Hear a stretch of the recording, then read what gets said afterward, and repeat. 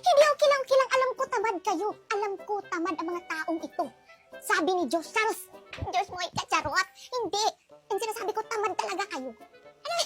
Charot, hindi Sinasabi ko, tamad kayo. Kaya ang ginawa ko, hindi ko na kayo pinahirapan dito sa Pretty Kitty Feminine Wash. Gusto ng mga tao kasi, yung lahat nandun na. Yung hindi nila iisipin na, uy, maghugas ako ng puday, kailangan fresh.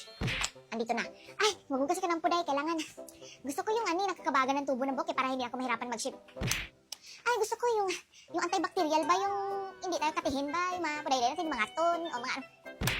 Ay, gusto ko yung puday ko yung may hindi makapasok ng mga germs, hindi ko may shield agad.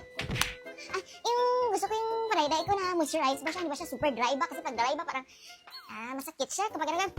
Piste ka, lahat. Hindi ko na kayo para sa mga tamad sa buhay, ito na.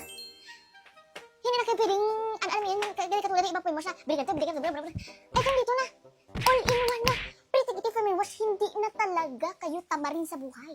Okay lang maging tamad. Basta may Pretty Kitty ka.